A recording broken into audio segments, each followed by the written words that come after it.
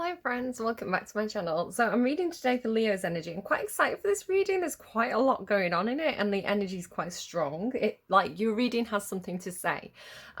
It feels a little bit out there, the intuitive messages, so just bear with me. I do find it normally, I can get these messages and they sound really strange, like really sci-fi or really kind of you know, like something out of a movie, and then like little details can actually play out and make a lot of sense. It's funny how things actually manifest in our reality, even when they come in really kind of out there and extreme. So do bear with me through the intuitive messages. Some of them are a little bit bonkers.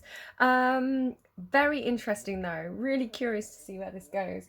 I do need to say that there might be a bit of background noise today because, oh, he's gone out. I've got a new cat and he couldn't quite decide if he wanted to be in the bedroom or not. So he's actually, I'm just adjusting the camera.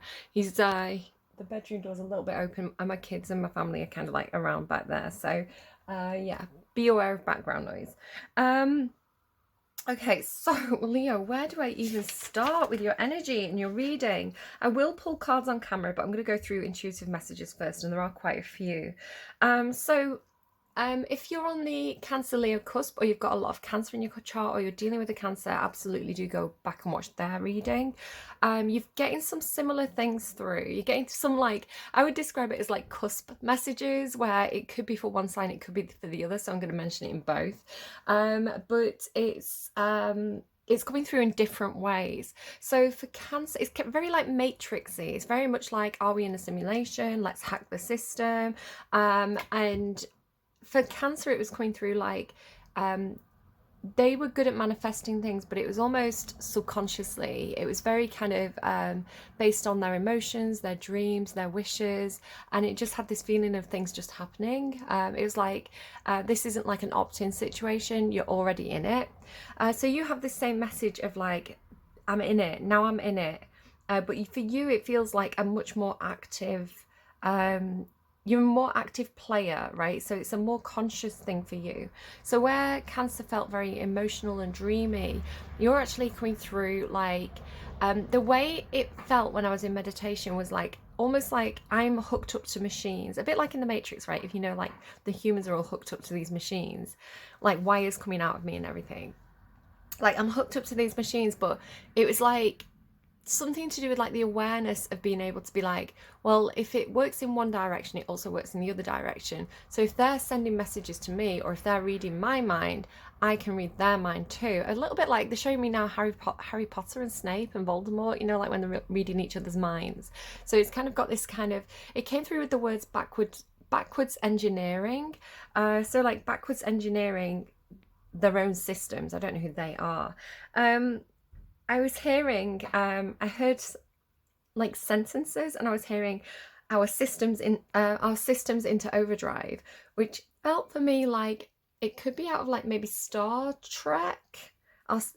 We're putting our systems into overdrive, so it's almost like overclocking, or like max power of a system. It's like but it felt like it was something that you were consciously doing. So I was getting things like warp speed and like warp speed ahead, you know? So yeah, I'm not sure.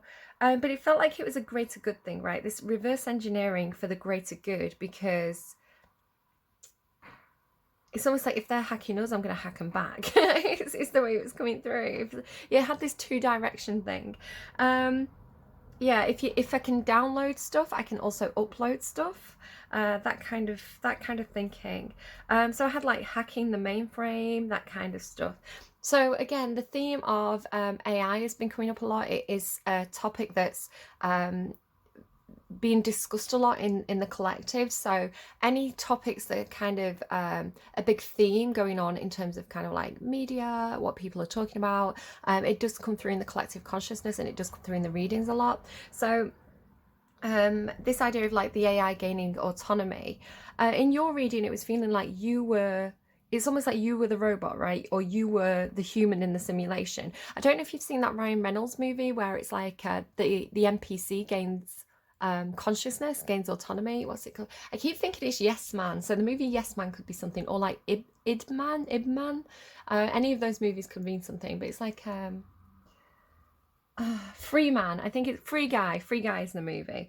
Um, so yeah, it's like you're freeing yourself from the matrix. It does sound a little bit like there's a very controversial figure. I'm not going to say the name because there's a very controversial figure who has a big following, and they do talk about hacking the matrix a lot. And I'm going to mention that it does sound like they're kind of, is it called dictomy? Dictomy, like their way of talking. Um, but it doesn't necessarily feel like that's quite what you're doing here. It feels like you could just have an awareness of maybe a particular interest in computing or technology, AI. Maybe you've got strong Aquarius placements. Yeah, you feel a bit like maybe a little bit anti-establishment as well. Maybe like me, you've got like Capricorn Lilith. Yeah. So I'm not anti-establishment, but there's this kind of like a counterculture rebelliousness that comes along with that placement. Sort of a don't tell me what to do energy. I guess you could maybe have some like Sagittarius placements as well. Sagittarius is very much like, I don't like being told what to do. I like to make my own choices and my own mistakes. Yeah, anything that I say is part of the reading, so take it if it's relevant. So again, somebody could be like a filmmaker or writing like a screenplay or something. I've been getting kind of like screenplay energy, or like a director, something like that. So the song Now I'm In It came through for you and Cancer, but in different ways, right? It's like Now I'm In It for you feels more like a no going back energy, like a crossing the Rubicon energy. It's kind of like um, now that I've made this conscious choice to hack the mainframe, to work the system, perhaps, there's no going back now. It's kind of like taking, it's like red pill, blue pill, right? I forget which one's which. Is blue pill the one that you take in order to be able to see the matrix? It's like if you choose to take the blue pill, I'm sorry if I get them mixed up. If you choose to take the blue pill, it's like there's no going back. It changes your, so it could be sort of about learning some kind of information for you. It could be about maybe, because under here somewhere there is this kind of like this secret, right? It's like the vault of secrets. So it's like unlocking maybe like the Akashic Library, the vault of secrets, because you've got a lot of stuff about ancestry. It's like if you learn this, there's no going back. If you join this group and you find out this information, it's kind of like Fight Club or something as well, I guess. It's like we don't talk about Fight Club, but it's like just knowing the information or just having that experience will change you, right? So this kind of Now I'm In It is coming through very differently for you. So funnily enough, when I watched the music video to that song, she does have this robotic, there's three girls in it, but the girl that the camera's kind of focusing on, she does have this almost like robot that's shut down energy to her, and kind of her friends are carrying her around and putting her through the car wash. So it's like taking your sex doll through the car wash to get cleaned out. Oh, blah. That's why did it come through like that? I'm sorry, everybody. I'm sorry. I don't know why. Sometimes the energy goes there, but let's move swiftly on. But it's like I've been playing Detroit Become Human, and there's sex robots in it, and I do wonder how they get cleaned. It's directed anyway. Now I'm In It. That music video is directed by actually quite a notable director called Paul. I think it's Thomas Anderson. Paul Thomas Anderson. So any of those names could be relevant. Paul Thomas, Andy Anderson. One of the characters in Detroit Become Human, it has the last name Anderson. But it's he's directed quite a lot of quite notable movies. So like Boogie Nights, Licorice Pizza, which is a brilliant movie. If you've not seen it yet, I've really, really enjoyed that movie. And very kind of like, it's a bit dark. So there could be something coming through about a theme around kind of the more seedy or darker parts of humanity. Because if you go and look on his IMDb page, it tells you about celebrities, especially those who work in film and media.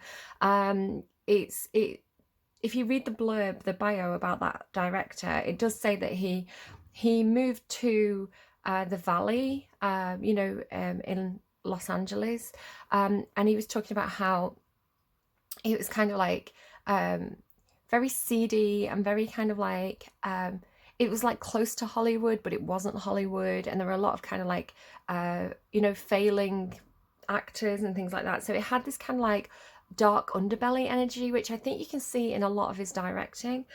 So the kid definitely kind of like they flashed up Pulp Fiction, John Travolta and Uma Thurman, where they're in the restaurant and they're kind of like eating at the table and then they do the dancing. That kind of flashed into my mind. So I don't think he directed that movie. I think he directed something similar that was around the same time. But again, that kind of like the stories of the dark underbelly could be something for you at the moment. Yeah, the note that I've got about the Valley, slightly seedy, close to Hollywood, but you weren't there, would be would-be's and burnouts populate the area. So again, this could be something that you're writing. Perhaps you're writing a screenplay and or you're directing something, and it's kind of, it has a setting like that. It could be something like that. I did, at one point I got this feeling of like my upper right arm being squeezed, as though if you've had that experience of like someone stopping you and pulling you back, like maybe like when you're about to cross the road and someone grabs you and pulls you back because it's like they've seen a car coming that you didn't. So I don't know if that's something that someone's experienced, somebody grabbing you by your upper right arm and kind of pulling you. What else do I have? So you had this weird thing, and it's the strangest thing is that it came through for you in your last reading, almost the exact same theme. So again, I had this feeling again of being like hooked up to the mainframe, because if you go and watch the last reading, there was all this stuff about, it was like coming through more like Resident Evil, or, someone who's, it had this feeling of being like a woman in a glass box and like being observed, like an experiment, but then kind of breaking out the box and escaping. So again, this kind of like Frankenstein's monster type thing that's been coming through, which is funny because there is a movie that's along that theme that's out at the moment. For you, and it did actually come through last time, I feel, and I don't think I shared what I was getting in the last set of readings because I felt like it was, I don't know, something just put me off from sharing the story, but I'll tell you the very, very specific story that's coming through. And again, I feel like it could almost be somebody's screenplay or something, because, okay, so what I originally got was, so again, Cancer got Breathe Again by Adam Rickitt, and if you go and watch the music video, it has this feeling of him kind of like waking up in a glass box, which was exactly what I got in your last reading. And it was making me think of the film Demolition Man. If you've seen Demolition Man, it has the same feeling of like him waking up and kind of like coming out of, and Matrix as well. Matrix has this thing, so I feel like it's a specific motif from like sci-fi type movies of like waking up, like maybe in a fish tank type thing, like waking up in a glass box. It's a scientific environment, maybe being experimented on, maybe, because he was in like stasis, wasn't he? It's Sylvester Stallone in Demolition Man. He's been put into like, he's a cop and he's been put into stasis, and they kind of like wake him up in the future. So it has this feeling of like waking up in the future. Or wait, like in Resident Evil, right? In Resident Evil 2, she wakes up in this different environment. She's like, what happened to me? So again, it's like I'm breathing again, right? I'm back at this back to life feeling. So as a metaphor for you, Leo, it could be the glass box kind of talks to me about being on display, or feeling like everybody's watching you, and it's a vulnerable feeling. And then this kind of like waking up from a bad dream, or waking up from a coma kind of thing. It could be that it's something like that for you, but again, as a metaphor, it's almost like again, like with that feeling of kind of like learning something and there's no going back. I feel like there could be something that's kind of like life-changing for you, maybe something that happens to you, maybe some kind of tower moment, or just learning a piece of information, but it's life-changing, right? And it almost feels like the old version of who you were, your old life has ended, and you're waking up, almost like the judgment card energy, like waking up and breathing for the first time and being like, oh my God, I have a new future ahead of me. My situation has changed. So it could be something like that for you. Probably not as dramatic as it's coming through. It's probably on a more day-to-day level when it actually plays out in the 3D. Things tend to come in very dramatically, and then it kind of plays out in a much more mundane way. Just how the energy works. But it was also making me think of like Death Becomes Her as well for some reason. I can't remember why exactly. Oh, because of the robots. I'll kind of come back to Death Becomes Her. Signs and synchronicities. You could be seeing a lot of signs and synchronicities. I saw 1, 2, 2, 3 at this point when I was making your notes. So 12, 23. So you could be seeing a lot of kind of like synchronistic numbers. You could feel like the numbers are kind of talking to you. Again, if you imagine that maybe we are living, I'll link, there's a video that I've watched this week about are we in a simulation, which I'll link to because it feels like that's kind of like the topic of discussion in this set of readings for some reason. So if you're interested, watch out for the community page. I'll kind of link it there. But it's like this feeling of kind of like, okay, are we living in a simulation? And if you're thinking, oh my God, this is crazy, this is too out there for me, there are very, very notable scientists and physicists who say there's a very strong chance of us being in a simulation. I think Elon Musk has said this, you know, I think just not that he's a amazing physicist or anything like that. I don't actually know kind of his credentials, but he's a very notable figure in the kind of tech world and the kind of innovative thinking around technology. So there's a lot of like very influential knowledgeable people who are saying there's a high chance that we could be living in a simulation. Again, if you want to go back and look at the academic side of this throughout history, if you Google the experience machine, this was a thought experiment from I think it was like the 40s or something. I can't remember the details, can't even remember the philosopher, but the experience machine, if you could be hooked up to like a dream machine, would you do it, kind of thing, is the philosophical kind of premise. So and with things like the development of VR and things like this, you could so easily imagine, you know, being able to hack people's minds, hack people's dreams with the Neuralink and all this kind of stuff. You could very easily imagine that our reality is a dream. You know, maybe our reality isn't our reality. Maybe we are hooked up to a machine. I don't want to feed anyone's paranoia if anyone has mental health issues around that. So if you do feel like that you're losing your mind, go and speak to a healthcare specialist. But this sense of kind of like the Matrix distracting me as well. So the woman in the red dress kind of came up at one point in one of the readings, and it's kind of back for you again with like signs and synchronicities. The woman with the red dress. So in the Matrix, she's designed to distract people, and it's the lesson that. The lesson learned with this is that agents could be anywhere at any time, and the agents are those who can manipulate the Matrix and who kind of think outside the box, right? They see how it all works. So this idea of like numbers, you've also got stuff about like the Fibonacci sequence. Again, I do highly recommend, if you're interested in this kind of stuff, go and watch the video that I'm going to link on the community channel if I remember. But like the Fibonacci sequence, like, and some kind of the way that things get divided up, like these two things are like, this is how nature works, right? Nature works on the Fibonacci sequence, which is like how many petals a flower can have. So do go and look at that. It's very, very interesting, even if it's just not something you necessarily believe in, but something that you enjoy thinking about and discussing. Definitely go and check that out. So yeah, signs and synchronicities, the woman in the red dress. So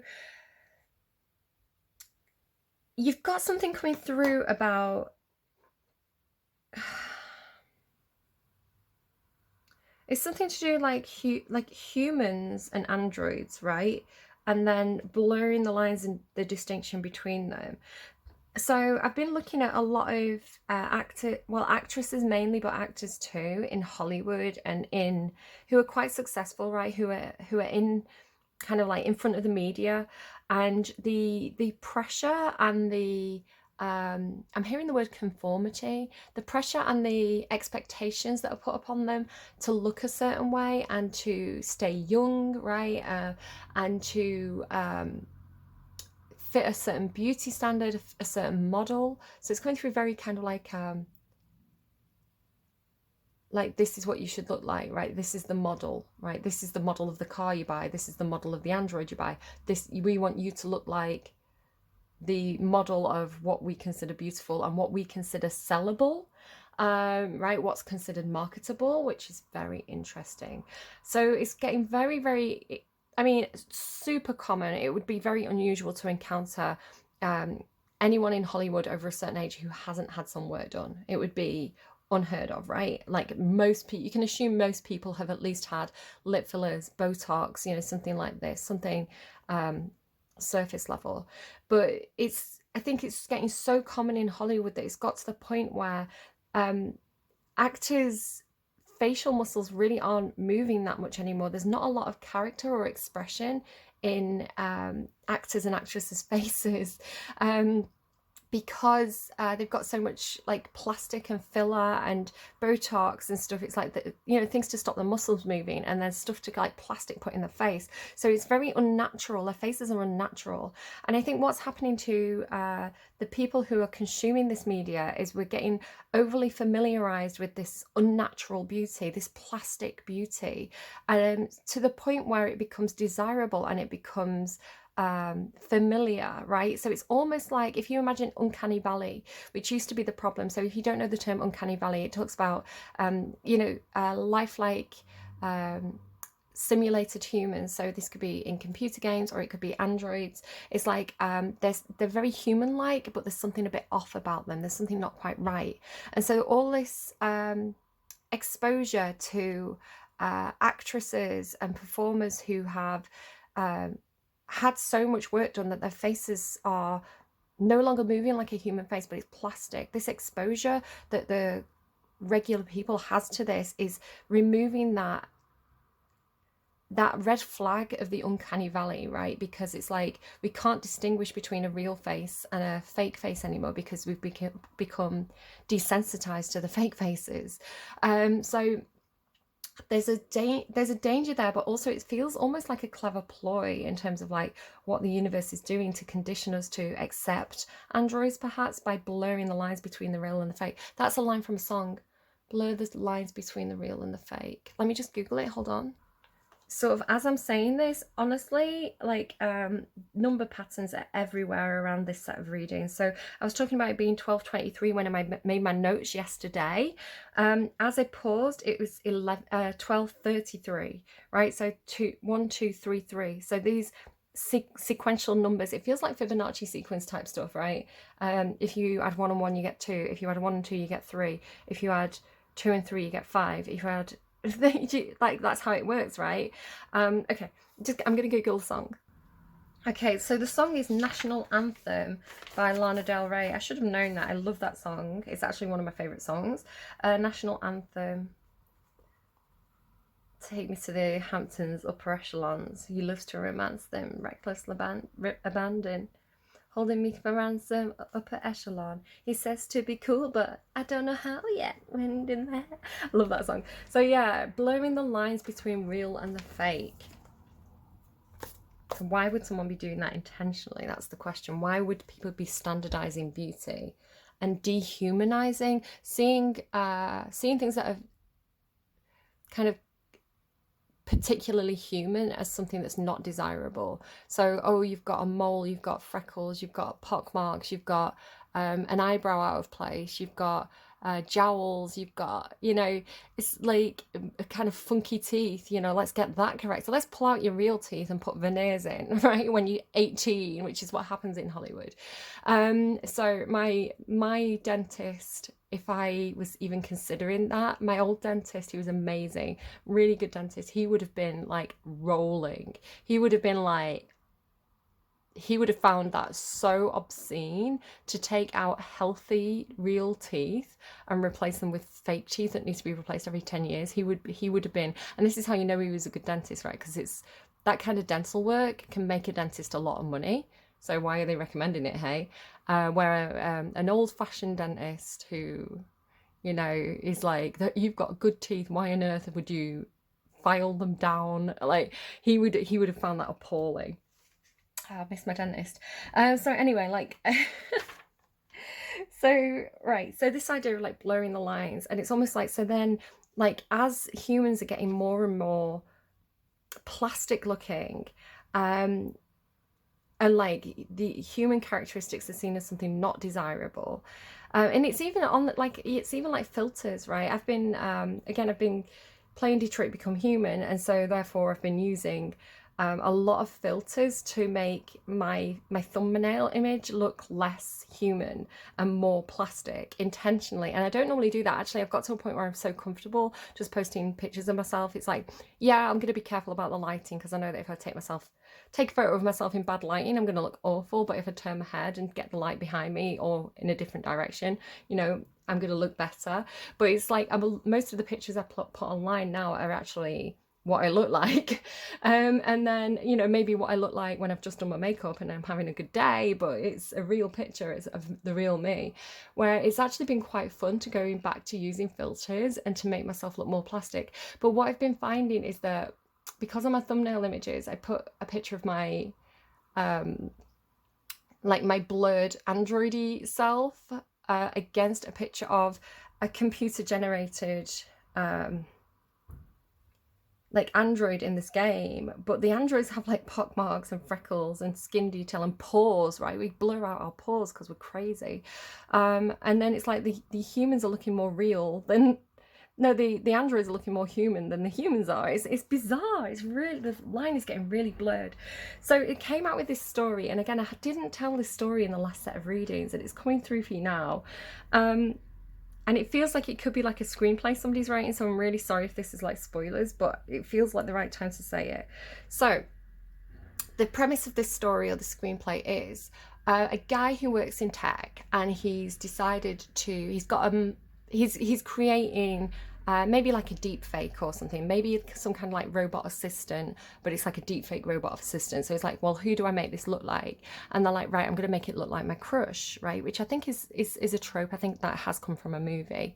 So it's almost like, you know, the movie Her, right, where he's got like the robot assistant. So it's like, right, I'm going to create this android, I'm going to create this robot assistant, but it's going to look like my crush, which actually is in The Matrix, right? The girl with the red dress is based on, possibly there's a theory that is based on the crush of this guy who invented a mouse. So it's like, okay, so right, brilliant, right? Like I don't even need the real thing, because like this android is going to like tend to all my needs. She's going to be supportive, you know, like Chat AI, where it's like, you know, AI girlfriend and stuff. Have you seen those apps?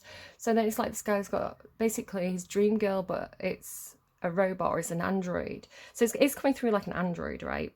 But then it's something to do with like how consciousness works. So this is where the twist comes in, because it's almost like consciousness, like if you imagine how there's multiple versions of us, right, across different dimensions, and our consciousness is spread out. So it's almost like as this guy's interacting with the robot, the girl starts to dream about these interactions and she starts to be able to see it, right? So it's almost like when the guy's interacting with the robot and she dreams, she's seeing the guy talking to her. And then it's almost like, so if you take that idea of as the real girl gets more and more conscious of the android's experience and is able to connect to that more, it's almost like the android becomes sentient with the energy of the real girl, is the way it's coming through. Again, it could just be like a screenplay or a movie that's coming out or something like that I'm picking up on. So it's like the android kind of like robot that this guy's created is now gaining the sentience of almost like the girl waking up inside it, right? The girl's consciousness actually living in the robot. And then obviously she's not going to follow orders as much. She's not going to do what he's programmed her to do. She's going to have her own mind as the android. So, and then kind of like what happens there? This idea of kind of like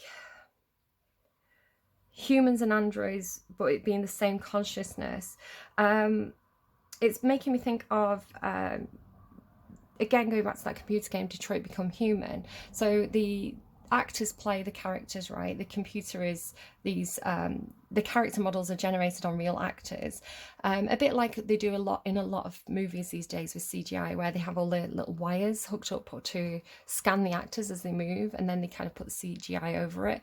But it's like, the real actors, so the real actors who plays Connor and I think his girlfriend who's the blue haired something or other, Tracy, blue haired Tracy. So the real actors who are who played these androids play the game, right? So it's like the android based on the human, and then the human is now playing as the android based on them. So do you see what I mean? Something about that. Maybe it's about, you know, theories around what's next for humanity. Are we going to upload our consciousness into a machine that looks like us? Kind of that kind of thing. Right. Gosh, let's move on. So don't ask questions you don't want to know. My Strange Addiction by Billie Eilish. So one of the things that I saw, kind of, I get these like intuitive flashes. It's like something being shown in front of me. I saw this image from the back of the dragon oracle cards, so I knew that I needed to use the dragon oracle cards in your reading, and it gave me I heard DM, right? So I don't know if this is something about somebody's DMs, like direct messages, or if it's someone's initials, but I saw that and heard DM. And so I've pulled some cards from this deck, and what I'm also seeing, so oh my god, I can't, sorry, I'm switching gears into like a different set of messages now. So if those first messages about the AI didn't resonate, just put that aside, because this is a very different message coming through for you now. Again, the messages was coming through very strongly, very detailed, and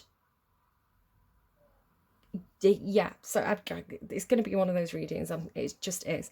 So this message is coming through with the king in the throne again. So this was a feature of the last set of readings. Particularly, I remember it coming through for Libra, because Libra had it very strongly, the Song of Ice and Fire, right? So with the dragons as well, and with these cards coming out, again, this is all genuinely how this came out.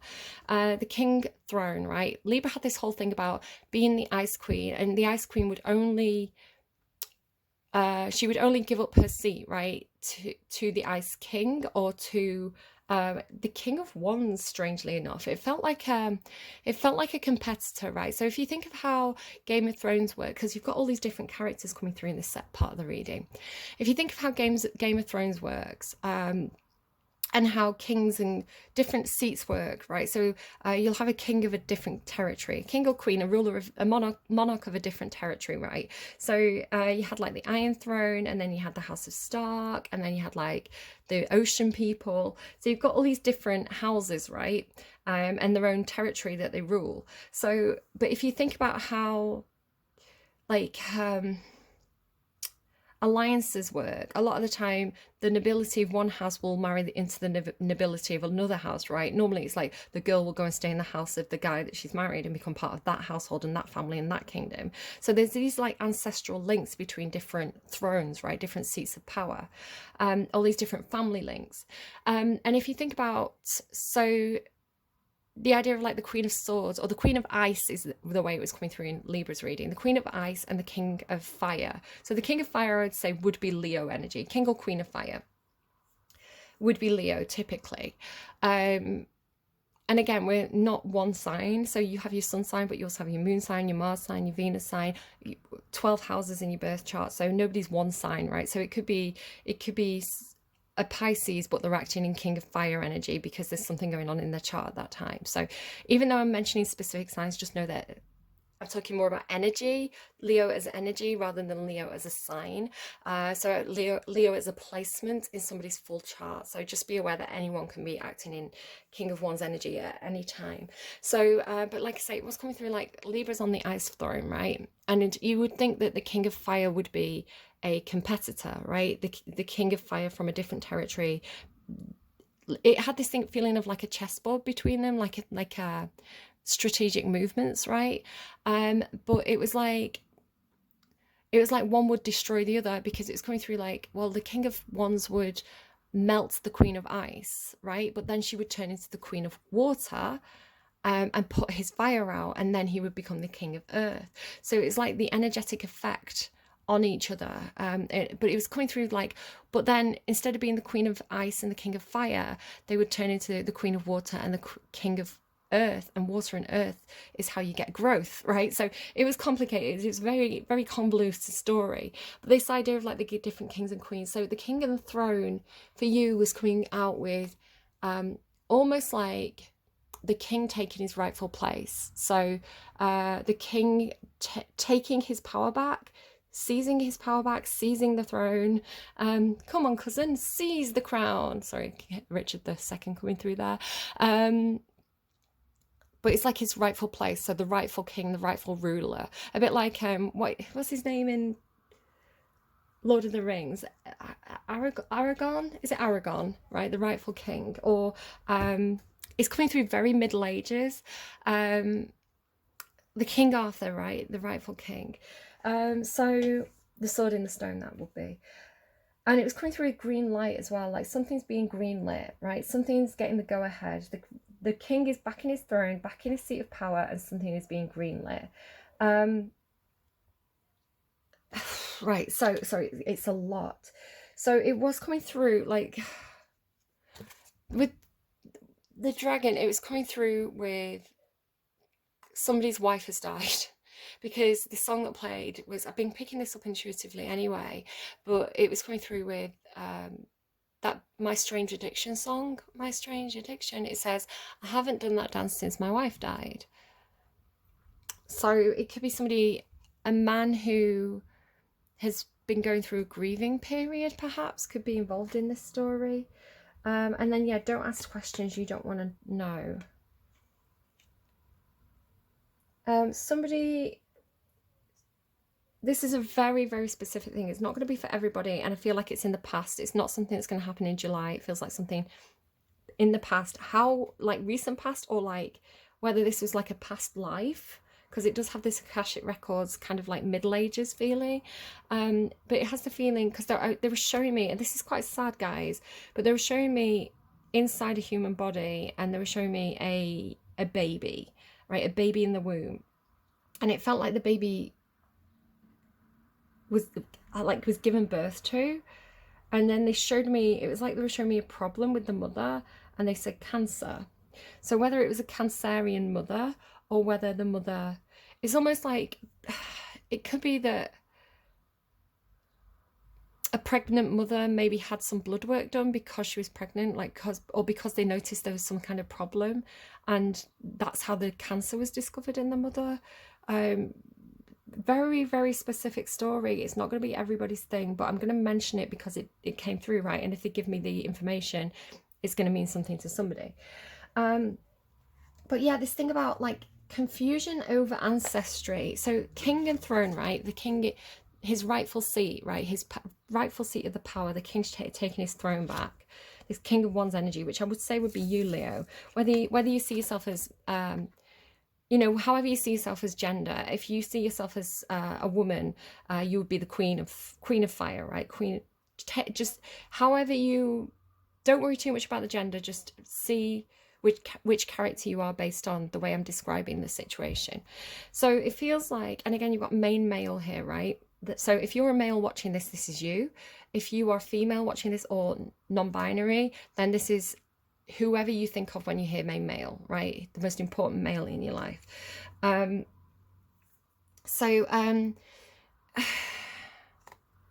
This tree of life. So these cards, like there was a lot of cards that were showing themselves before I even shuffled or prepared. So these cards wanted to be known, basically. I didn't pull them out myself. They're kind of like, it's just, I can't explain it. But these cards kind of came out as I was tidying up Cancer's reading.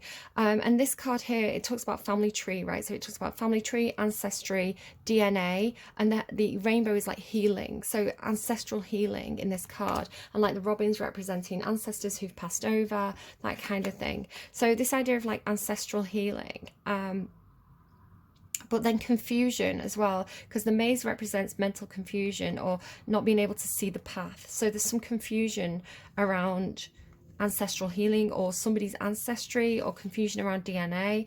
It's almost like doing a DNA test, or like it's something, it could be something like either doing a DNA test you know, one of those ancestry things just because you're curious, and then it's showing that you don't match with one of your parents, and you're like, well, if that's not my parent, who's my parent, right? Or like you know, doing a baby's blood type, and the blood type being, you know, something that it shouldn't be. It's like, well, that's not my blood type, and that's not the mother's blood type, so whose blood type is that, right? So there's confusion around somebody's ancestry, or there's confusion around, it could be like the historical past, right? It's like maybe you're tracing your family, because it has this like Akashic record feeling to it. So it's like tracing your family tree back and thinking, wait, hang on, that doesn't make sense. That doesn't match that. There's some kind of discrepancy. There's something strange here. Things aren't what they seem to be, right? Let me just check my notes. So yeah, in that My Strange Addiction song, Billie Eilish, so maybe somebody has some kind of weird addiction, and it's kind of ancestral, something ancestral, right? So it says, my doctors can't explain my symptoms or my pain, my strange addiction. It was 11:32 when I saw this. So again, with the numbers, the number patterns. My doctors can't explain my symptoms or my pain. So this Avebury matriarch can indicate kind of like a grandmother figure, like an older female in an ancestral line. So when I've told this story a few times, I actually saw the same doctor this week for a different reason. A different person, a different reason, but it was the same doctor that I saw. I had what felt like a water infection for a couple of weeks, and I've had water infections before. Like, they can be quite common in some people. I'm a bit prone to them, I know what it feels like, right? I know what it feels like when I have a water infection. So I went to the doctor and I was like, I've got a water infection. They did the test, like I did the pee test, and nothing came back. And I was like, no, I've definitely got, there's something wrong, right? I was like, I've got symptoms. I'm waking up in the middle of the night. You know, I've got that urgent to go for a pee. I've got the pain. I was like, I know what it feels like to have a water infection. I've definitely got a water infection. And I did another test and nothing came back, and so like I had proper pain and everything, and so it was almost like a phantom water, like a phantom water infection kind of thing. And so like I say, it'd been about 2 weeks, and I'd even had a course of antibiotics, because like they gave me a course while they were waiting for the results to come back, because I was so certain, right? Because I'm so familiar with it. And yeah, I was like, I need more antibiotics, it's not working. They were like, you haven't got a water infection. And it was like, and it wasn't something I invented, right? I genuinely had it like the symptoms. And so I had another load of other tests done just to be on the safe side, to try and figure out what it was. Nothing came back. And I realized after about 2 weeks, I was like, my nana was really sick at the time. She's very old. She was in a care home. It was very hot weather. And I was like, I think I'm having, because I get phantom pains, right? You know, like people talk about phantom pregnancy. I get it, I get psychic body stuff going through. Like, I remember one reading, it was a Scorpio reading when I first started doing readings, and I was like, I feel like I'm getting a pinprick on the back of my hand. And my mum was like, yeah, I went to have something done, and they had an injection on the back of my hand. And I was like, oh my God. But yeah, so it turned out my nana had a water infection anyway. And I was like, but I was going, I bet that's it, because I knew that she wasn't drinking enough water, right? I knew that she wasn't drinking properly. And I was like, I just know nana's got a water infection. So I rang my dad, and I said, you know, is she drinking enough water? And I think he got back to me a day or two later, and he said, oh, nana's got a water infection, without me telling him. And I was like, that's what it was. I was getting the symptoms. It was like it's like my spirit guides were trying to tell me, somebody needs to get nana to drink more water, right? And so with that line from that song, my doctors can't explain my symptoms or my pain, I want to say it could be that you're having physical symptoms of an ancestor's illness when there's not actually anything physically wrong with you, for some of you.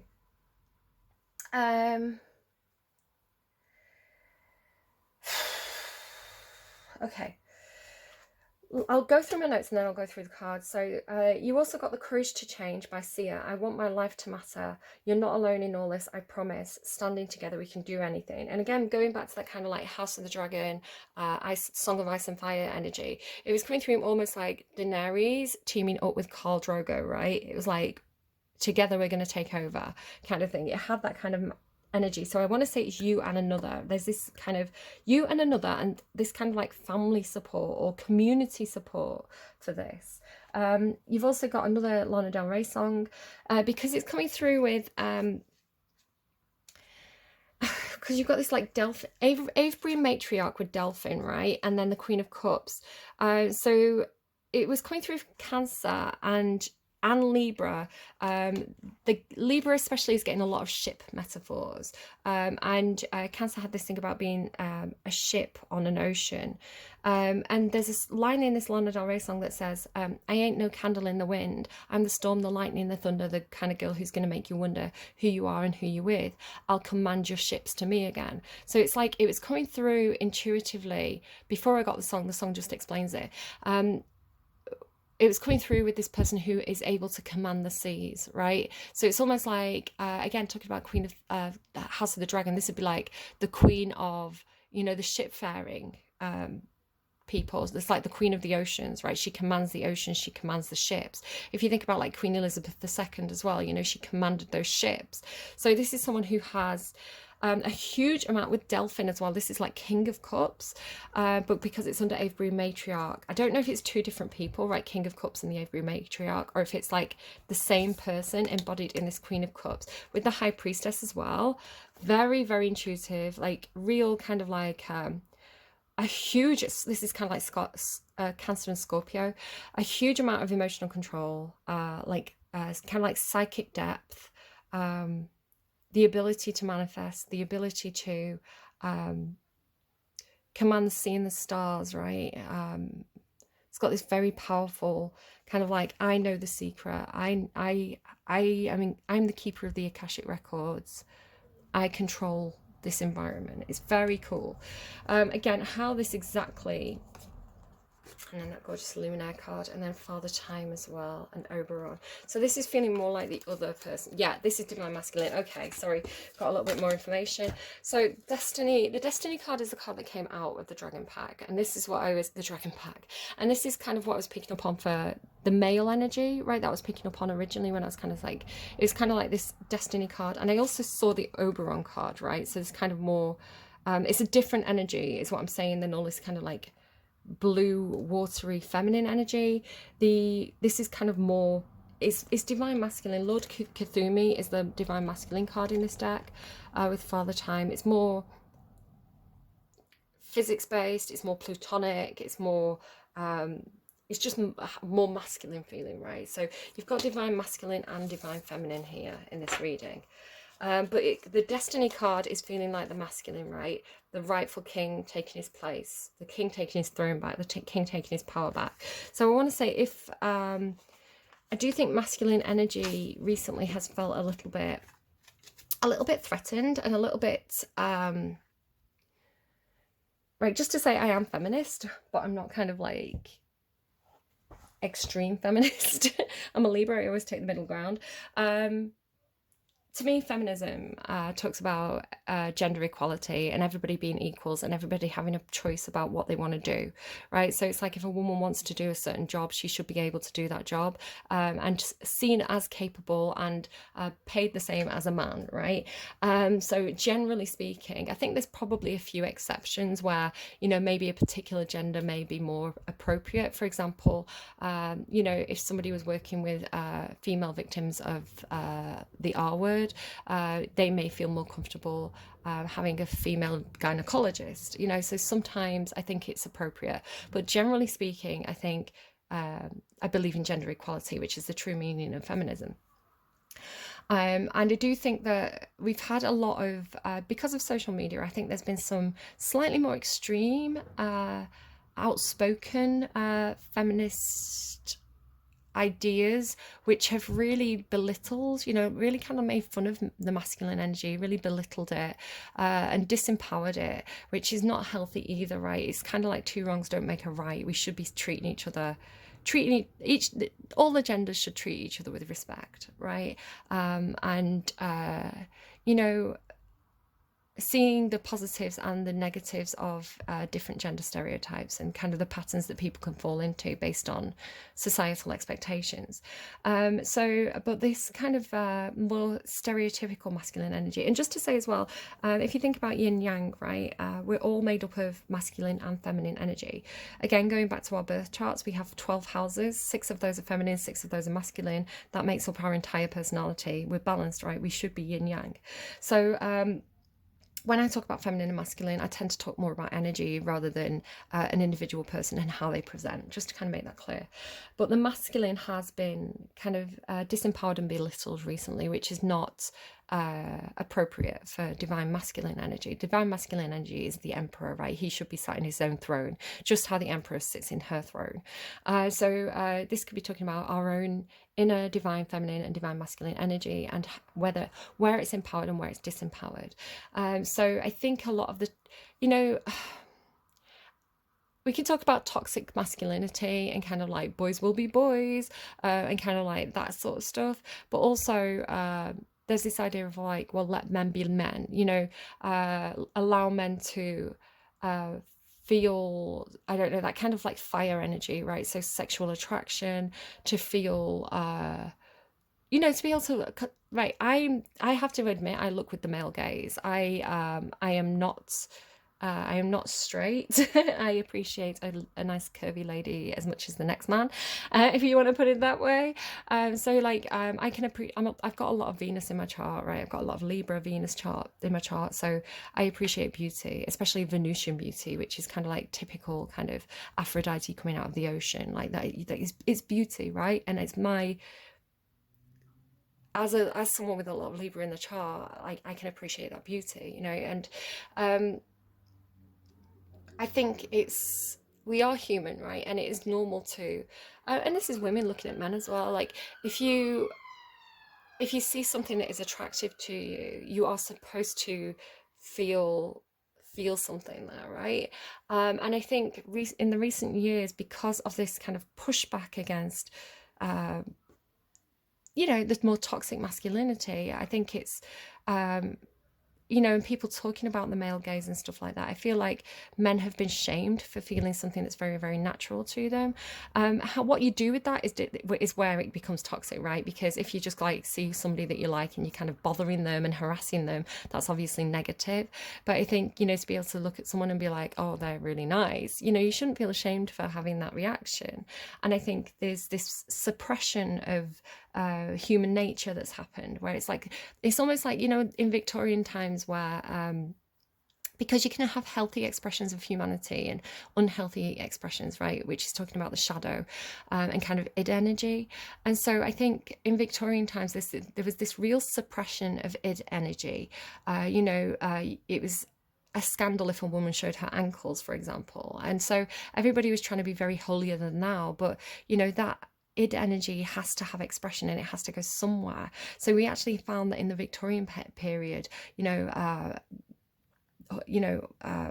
sex work was rife, you know, as was sexually transmitted diseases, because, you know, people were keeping up appearances at home, but you know, that it had to be expressed somewhere else, and it came out in destructive ways, which happens when you have oppression, and so I think we're seeing something similar where there's been a lot of, with social media and like the criticism of, I think with like the Me Too movement and things like that, which, are absolutely important and have a place, and they did something that was kind of needed to be done at that time. But there's people who take it too far and they say, well, every man's like that, right? And I think, or, the white male memes, where it's like you can have a guy who's like, well, I'm not a bad person, I treat my girlfriend with respect, why am I getting shouted at here?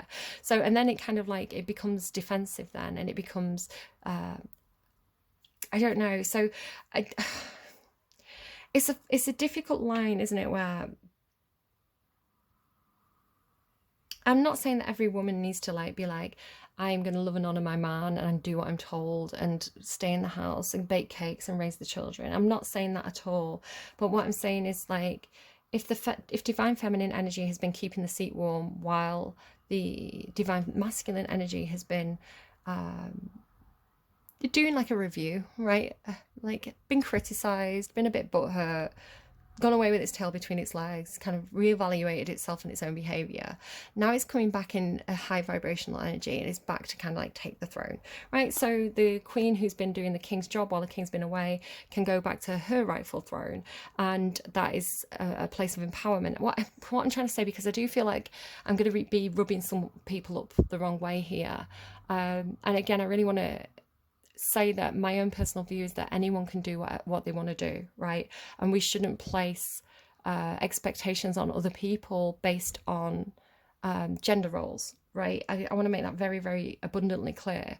You know, I am not a very good housewife. I want to have the right to drive or, you know, go where I want to go and have that independence.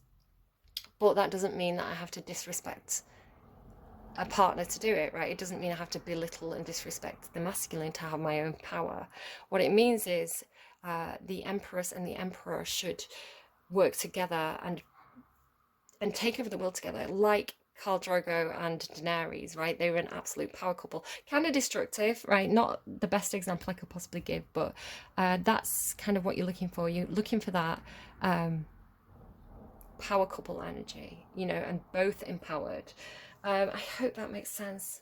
I don't know, because the Avery matriarch is not going to be pushed around, but when she's comfortable and when she's in her own seat of power, she can do the work that she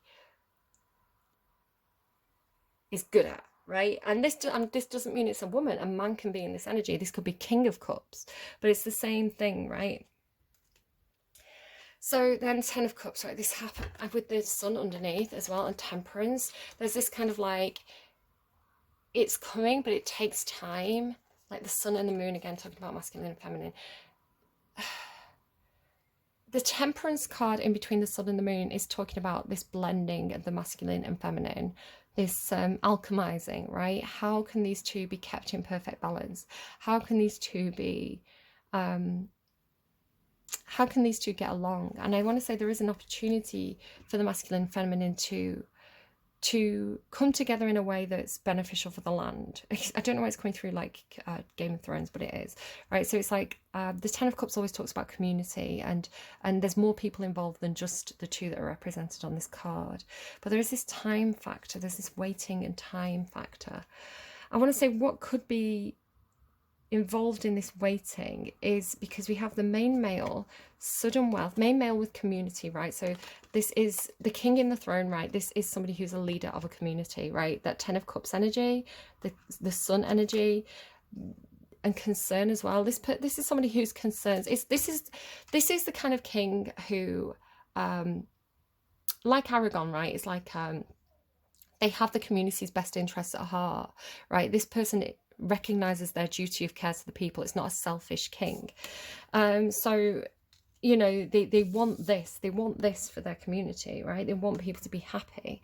So this could be someone who's like in the spotlight, very well known, you know, well thought of in a community. It's kind of like, sometimes I talk about how Octavius, right, Augustus Caesar, had such a powerful army because he made sure his workers got paid, right? It's that kind of thing, like you scratch my back, I'll scratch yours, we're all in this together kind of thing.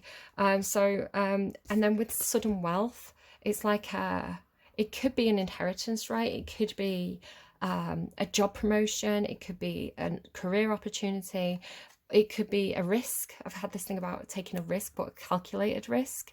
Also look at all the number ones, right? 11, 11, 11, 11. So there's this alignment happening right now between masculine and feminine energy, because the king is, he's been waiting for something and he's stepping back into his power, is the way it's been coming through. Because you also have this wishes fulfilled energy. So it's like health, wealth and happiness. Literally, right? Health, wealth and happiness. Like, and the Lover's card, like wishes fulfilled, right? Wishes fulfilled. Maybe wishing for children, right? I don't know. So then we get to this part here, which is like cracking the whip. So cracking the whip with destiny in reverse, or the compass in reverse, right? So it's like it's almost like a birth chart in reverse. I want to say there's something to do again with something wrong with the ancestry, or something wrong with the Akashic records, or something. Again, ancestral healing with Saturn, right? And cracking the whip, because Saturn is a whip cracking energy. And then like the clock, this idea of time and secrets. I want to say there's something to do with like I want to say there's been some kind of delay in somebody's destiny, because these two cards are destiny, right? There's been some kind of hold up or delay in destiny, because things have been coming into alignment, right? Because the timing had to be right. So it's almost like wishes fulfilled, but all the wishes have been on hold until this point. And now the right time has hit. I want to say, and because somebody's done some kind of penance. So with Saturn and the whip, it's like I feel like the masculine energy, it could be both, but it's like it's coming through the main male energy, right? It's like someone had to work really hard, someone had to really graft, right? Someone had to experience you know, a job, you know, not having a job, you know, not having any money, perhaps wanting to marry the privileged lady, and then toil and labor under that as well. It's like she should be privileged, but she's working in the factory. That kind of thing kind of makes me think of Far and Away. It's like I want to give you, it's like I want to give you this, right? I want to give you this. I want to give you this life of luxury, but at the moment we have to work hard, right? We have to, like at the moment, like we're in this situation, but I want to give you this situation, right? So there's this timing involved, courthouse change. So I feel like there's a change in somebody's circumstances because they've come into some wealth, where now they feel like they can approach the feminine, right? In their power, because they're in their throne, they're in their divine masculine energy. So now they can approach the divine feminine, is the way that feels. Not to get anyone's hopes up there. I need to take a break, and then we're going to actually pull cards on camera and see what comes through. I'm going to try and make this quick because this has been an hour already. So again, I told you, like big energy coming through, big dick energy. Back in a second. Sorry, I burped just as I unpaused. That was really glamorous of me. So I've just been reminded as I've kind of like been shuffling off camera. There's that I was gonna use AI to write a screenplay of that story of like the guy who created the chatbot based on his dream girl, and then the dream girl kind of like starting to be able to see what was happening to that other version of it until the two kind of assimilated and she kind of took control of the android. I thought it'd be a cool movie. And so I was going to use ChatGPT to generate a script. I was going to like do basically the premise of the script and like give it some information and say, write an original screenplay based on this premise, using references like The Matrix, I don't know, Her, the movie Her, yeah, I was going to see what it came up with, but I had to sign up. I knew it was free to use, but I had to sign up, and I was like, I'm too lazy. So I may still do that. I was going to do it for this reading and be like, let's have a read of the script together. But if you want to go and like, I don't know, go and see what happens, go and play around with the AI, see what it can come up with. I don't know, it seems like a cool thing to do. Okay, I have thought of a few hustles that could come out of AI, which I won't share yet. I'll share when I'm guided to share them. Okay, what do we have, please? What do we have? Okay, so I feel like what we've got so far is kind of like backstory, and this is what you need to be aware of in June. The Queen of Pentacles and the King of Pentacles with the cross. Excuse me a second. I could hear some shuffling going on in the just outside the room, and everybody was looking for the cat. The cat's under my bed. Okay, so King and Queen of Pentacles. So this looks like a marriage. With the Queen of Pentacles and the King of Pentacles. Oh, it's the Wands. King and Queen of Wands. Still getting marriage energy, I think, because of this kind of like cross. But also like this does kind of look like the story of Adam and Eve, right? Or if you want to look at Eve or Lilith, this idea of kind of like the demonization of the feminine. We've been talking about the demonization of the masculine, but obviously, historically speaking, there's been a huge amount of the demonization of the feminine. And that's why I think we've had this kind of like seesaw, like this backlash, because it's kind of like these women going, right, no more. But again, ideally you would have balance and respect between all the genders. So, you know, there's this energy of like the feminine defending itself against oppressive patriarchy, I want to say, in that imagery. But like I say, is that the king? No, it's the six. Why did I read it as the king? Oh, look at the dog. I love the dog. Oh, he's like, take me for a walk, come and play with me. Like dogma. Something about dogma. And the so it's the Six of Wands. So the Six of Wands is like success, recognition. And the snake is kind of like a warning, but there's something about access to knowledge as well, because obviously when Eve takes the apple and Adam takes the apple, they get knowledge, right? And they get knowledge of humanity, which is not necessarily a bad thing. If you want to think of, hello, Ice Cream Man. Hi, Aquarius cross watchers. What are you doing in this reading? Ice Cream Man is an Aquarian motif in my readings. So yeah, something about dogma, gaining information. Let's see what else we're getting. So what else for Leo in July? Marriage and concern. Okay. I mean, is this someone who's kind of resistant to the idea of marriage, or is somebody concerned about somebody's marriage?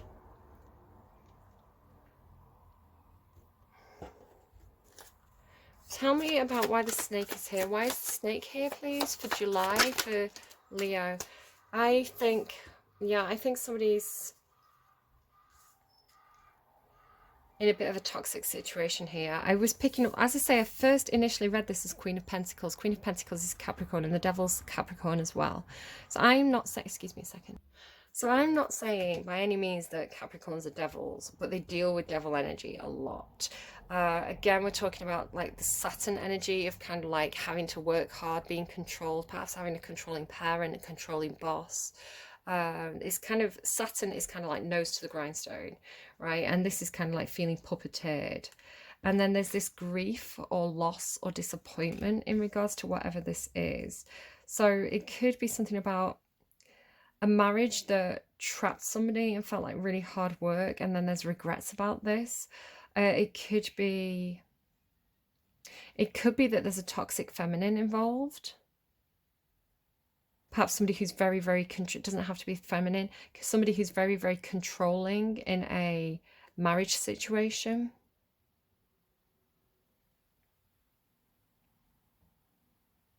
Getting a song through, it says, you're the poison in the wine. What's that?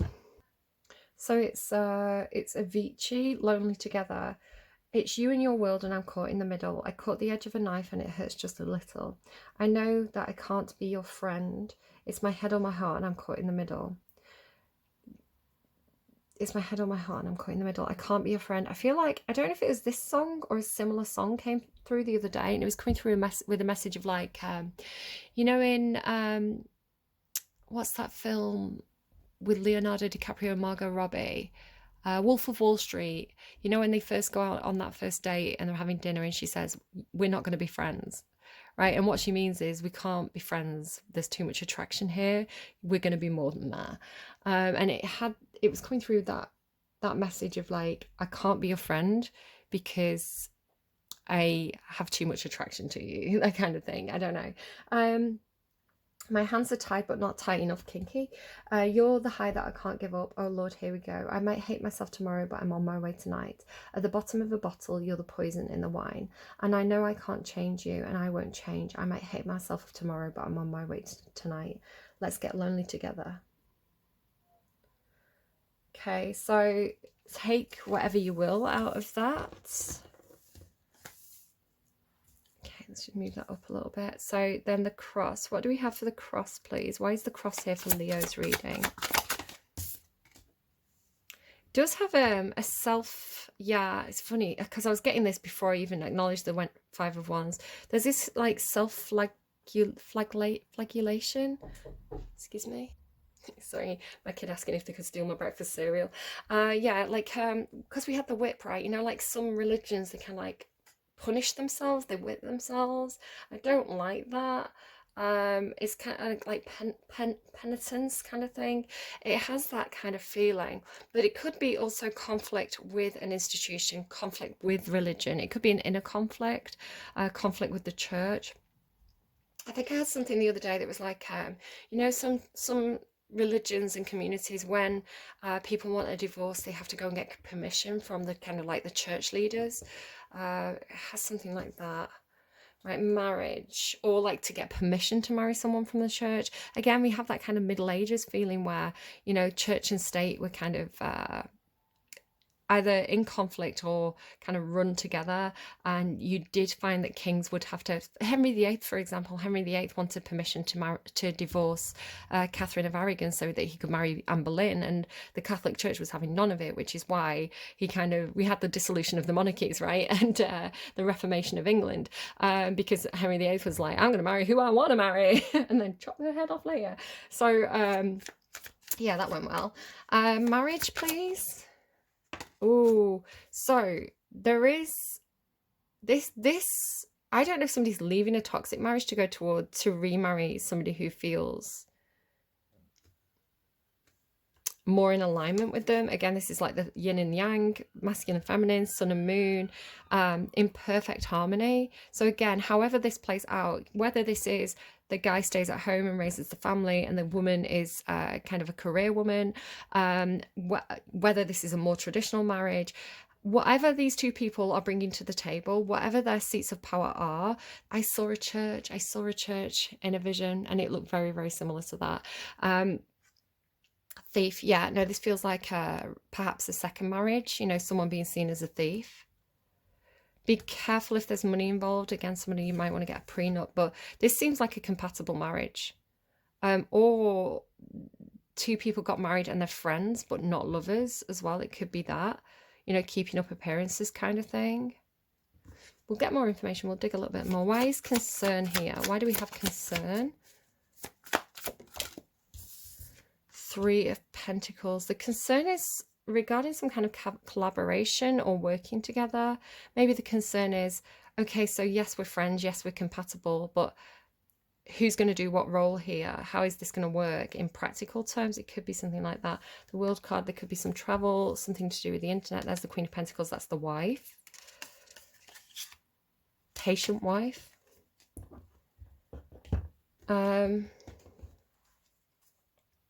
Tell me about the snake, the devil, and the Five of Cups. Definitely something to do with control issues here. Again, it does feel like there's a bit of a vying for power. Again, if this is like a previous marriage, I don't know. But the Chariot, you can see the horses are pulling in two different directions. And if we're talking about that yin-yang energy, you've got this kind of like different conflict of opinion, conflict of direction. The Chariot card, actually, it's a Cancerian energy, and it talks about being in control. It's the opposite energy of Capricorn. Cancer and Capricorn are opposites. So again, maybe there's opposites attract, or maybe there is this situation where people want different things, that they're not in alignment, and there's this vying for control, this vying to be in the driver's seat, right? It could be talking generally about divine feminine, divine masculine energy being out of balance in the collective at the moment, where, you know, there is this power struggle for supremacy kind of thing, where in an ideal situation there would be cooperation, there'd be more of this, right? Ideally this should be what we're seeking in terms of masculine and feminine energy, even if that's a discussion of kind of like, okay, who's picking up the kids today, who's making tea today, okay, I'll pick up the kids every night, you make dinner every night. It's the negotiation of like, how are we gonna cooperate here? How are we gonna, maybe this is like somebody going to marriage counseling because there's been this maybe selfishness, right? I want to do this, I want to do this. Well, I want to do this, I said I wanted to do that first, you pick up the kids, no, you make tea. It could be something like that. But there is some toxicity about this vying for power, this vying for control. again, it could be a collective thing. Tell me about the cross. It's like crossed swords, crossed wires, crossed... Okay, so it's something about, again, work. It feels like somebody's been doing all the work on their own, because here there's a collaboration, right? Here everybody's kind of like bringing the different skills to the table. Again, talking about kind of like this yin yang, you know, you've got the person who's very practical, the person who's the builder, you've got the person who's the stylist, the creative, you've got the person who's like the architect, or the, you know, the foreman, the guy who's kind of like in charge of the overall project. So you've got like the creatives and the more practical people, the more authoritative people, and everybody's bringing the skills to the table, respecting each other, and it's working, right? They're making a beautiful building. Here, the guy's kind of working on his own. There should be a collaboration, right? But he doesn't look very happy about it. He's kind of doing it all himself. And so I do feel like there could be a situation, it could be a marriage, where it feels like somebody's doing the lion's share of the work. Funny that you're Leo, right? The lion's share of the work. And this is where the conflict is. It's like, well, but it could be that both people feel like this. Both people feel like, no, I'm doing all the work. I'm doing all the work. I'm doing this alone. Maybe this is a situation where it should be a marriage, but, or it could be a workplace, or it could be a work marriage. But it's like, everybody's kind of like gone off to their own offices. They're doing their own thing, and there's no collaboration, which would create disharmony. It's kind of like if you're doing all the jigsaw pieces, if you're painting all the jigsaw pieces separately, when you put the picture together, it might be an ugly picture. It might not fit together at all, right? So it's better to kind of like all be around the same table and constantly checking in with each other to make sure that when you put the whole finished product together, it's a pretty picture. So tell me about marriage and Two of Cups, please. Why is marriage and Two of Cups here? Because this looks very good. A Two of Cups again, and then the Tower. Why the Tower? So the Two of Cups is confirmed by the Two of Cups. That kind of tells me that both people feel like this is a Two of Cups relationship. Both people feel there's harmony here. Both people feel like this is balanced, it's equal, there's respect. But then the Tower could be the thief, right? Message of concern. Thief. I don't know what the Tower is. It could just be these two people colliding, like the impact of these two coming together could feel like a big impact, not necessarily in a bad way. Tell me about Tower. Why is Tower here? Please explain Tower. It's not going to give me any more. We did see a message of concern, and concern with Three of Pentacles. Tell me about concern and Three of Pentacles, please. King of Wands, here he is. That's your energy, right? Finally showing up, finally taking his throne. I feel like that's what it is. I do feel like it's like the King of Wands finally showing up to take his power back, to take his throne back, and maybe making some waves, right? Maybe this is being a bit of a shock here when this guy shows up. But he's showing up to take control, right? He's showing up to take the lead. So typically it's Leo energy. Leo is a leadership energy. It's the Lionheart, right? Richard the Lionheart is the king. It's the Crusader. Crusader is kind of negative now, actually, if we want to. But just because I'm only saying that because you've got a lot of this kind of like middle history, Middle Ages kind of like history coming through. So it does feel like he's coming back in his full power, right? The King of Wands is the King of Wands. He knows what he wants and he goes and gets it, right? And he's prepared to fight for it. He's prepared to go into a conflict. He's prepared to go into battle to take back what's rightfully his. I mentioned Richard II. If you want to look at the character of Bolingbroke, right? He's going back to demand what's his, and he actually ends up on the throne. So yeah, he knows what he wants. He's going to get it. He's prepared to make waves. He's going to do what he's got to do. There is a need for powerful leaders, right? For charismatic leaders who know how to lead, right? And ideally they'd be well informed. Ideally they'd have you know, a group of people around them to say as their advisors, and if this person's smart, they'd listen, because they don't want to be a Richard II, right? They don't want to surround themselves with flatterers who tell them what they want to hear, because that doesn't end well for kings.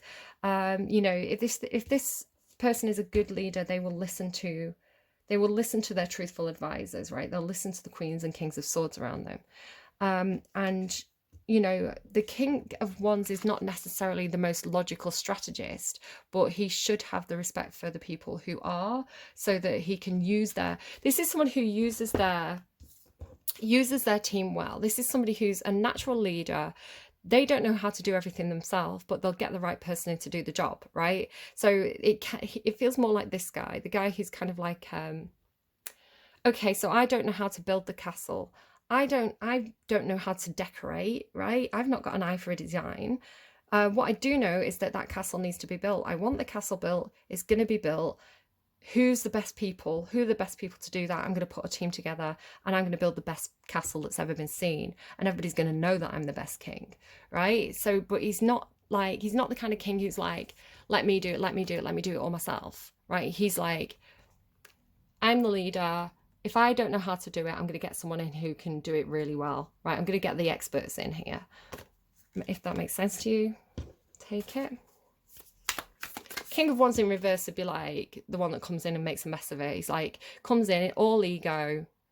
You know, I'm taking the lead here. This is what I want done. Just get it done. I don't care how. Look, I'll do it. And then it like the castle falls down in a day. That's not who this is. This person's in the upright. King of Power. Right, King of Power. King of Wands taking back his throne. King of Wands in his full power. Divine masculine in the making. Advice, please. Advice for whoever this reading is for. Advice for Leo energy.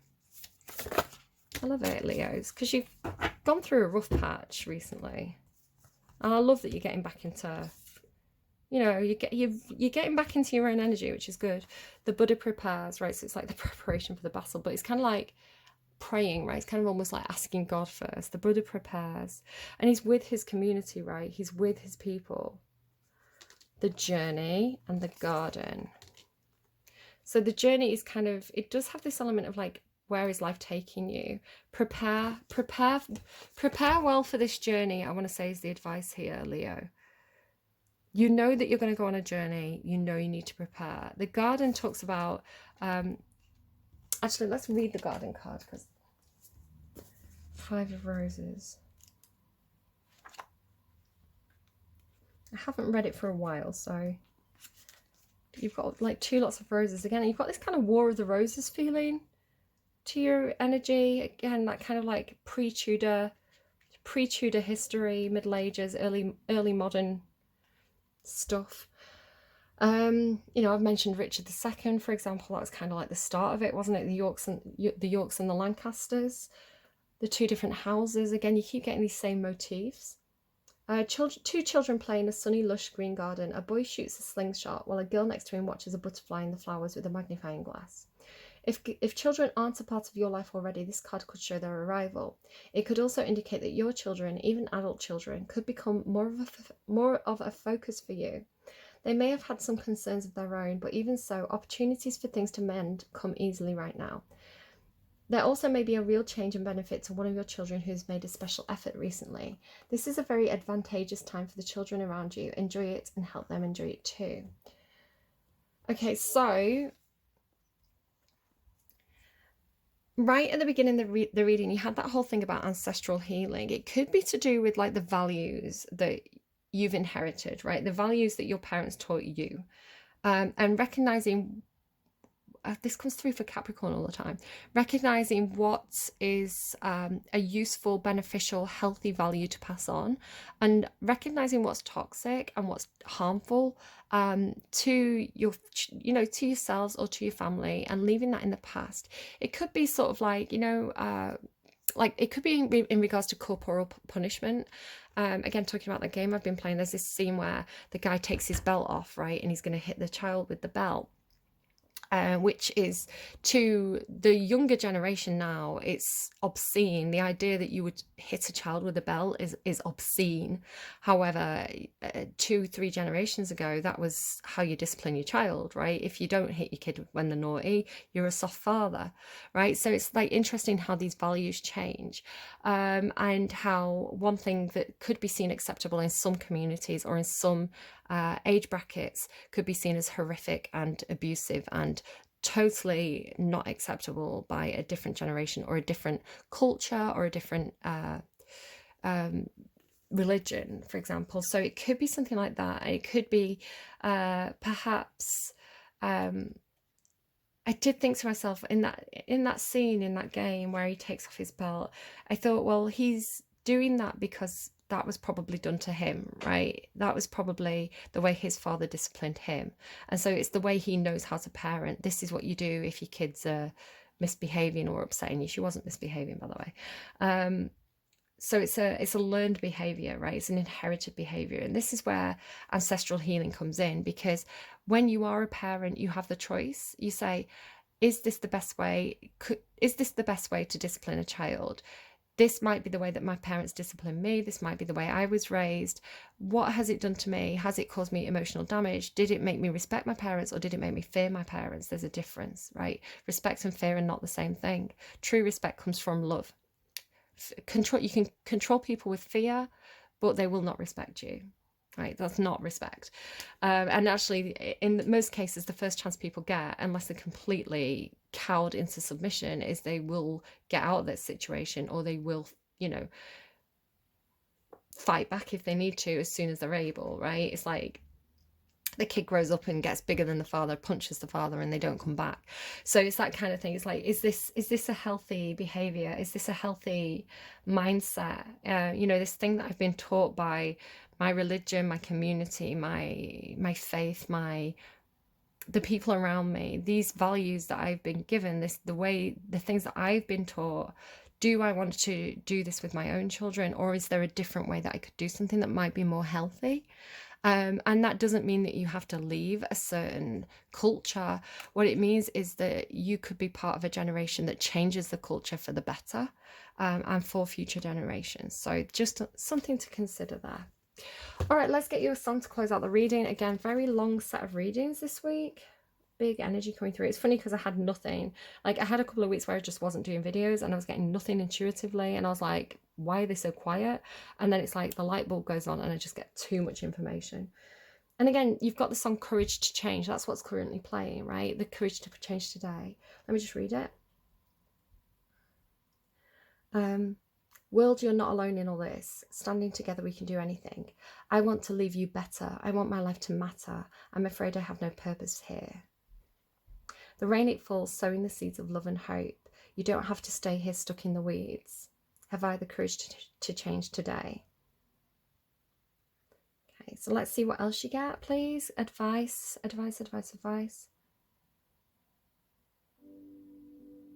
You wrote the role for me, Kiki Rockwell. Kiki Rockwell is quite that kind of, she does a lot of stuff about, like, if you watch her videos, that she has this kind of like Salem witch trials vibe to her. Let's go. Yes, I am in your hands, but I am snow. So what did I say about the Ice Queen melting into water, right? Melting into emotions. So if it's someone who's been very frozen, very defensive, you know, they've had strong boundaries, this is melting in someone's hands. Let go. I vanish more the harder you hold. Let go. No warm embrace can cancel out the cold. There's resistance then, right? This friendly shrugs are raging, screaming no from me, because I only feel the love if there's uncertainty. I don't want to play the villain, but it's like you wrote the role for me.